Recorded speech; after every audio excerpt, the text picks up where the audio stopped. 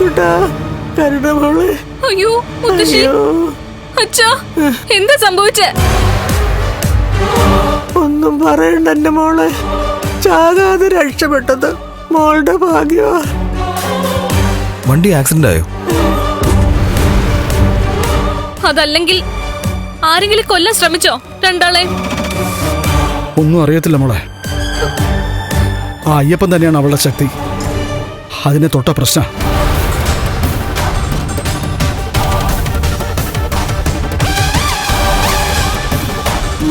മുത്തശ്ശിക്കും അച്ഛനും അത് കഴിയില്ലായിരുന്നെങ്കിൽ ഞങ്ങൾ രണ്ടാളും കൂടി കൊണ്ടുപോയി കളയുമായിരുന്നല്ലോ. അതിന് നേരത്തെ ശ്രമിച്ച് പരാജയപ്പെട്ടതുകൊണ്ടല്ലേ മോളെ ഞങ്ങൾ ഇന്നലെ അർദ്ധരാത്രി കഴിയുന്ന നേരത്ത് അവിടെ വന്നത്. ഇനി മോള് സംശയിക്കുന്നത് പോലെ കണ്ടൻ ഞങ്ങളുടെ പിന്നാലെ കൊല്ലാൻ ആളെ വിട്ടോന്നാ എനിക്കും തോന്നുന്നത്.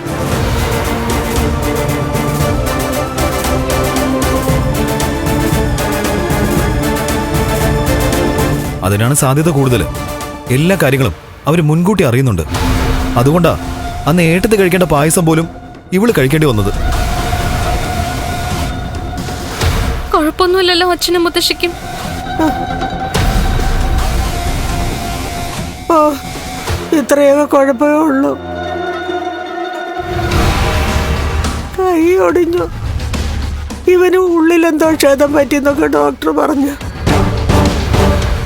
ഇനിയിപ്പോ അതിന്റെ ടെസ്റ്റും മറ്റതും മറിച്ചതും ഒക്കെ ഉണ്ട്.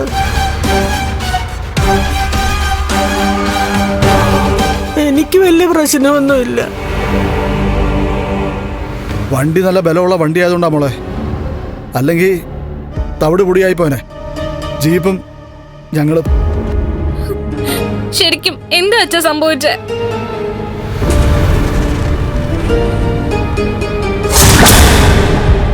എല്ലാം ഞാൻ പറയാം മോളെ.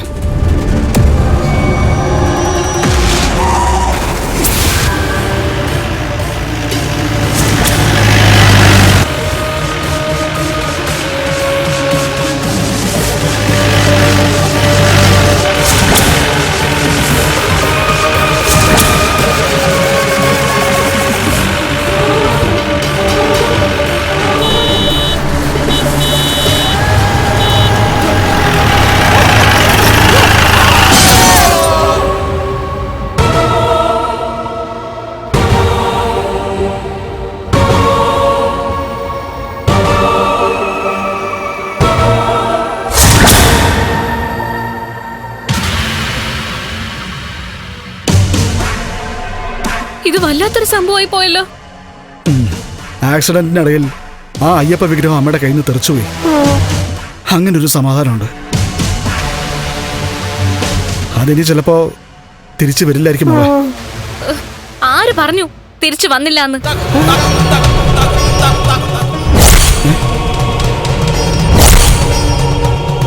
രാവിലെ ലക്ഷ്മി അയ്യപ്പനെ തൊഴാനായിട്ട് പോകുമ്പോ അത് കാണാത്തതിന്റെ ഞെട്ടല് അവള് കരയുന്നൊക്കെ സ്വപ്നം കണ്ടിട്ടാ ഞങ്ങൾ ആ പന്തലിലോട്ട് പോയത്.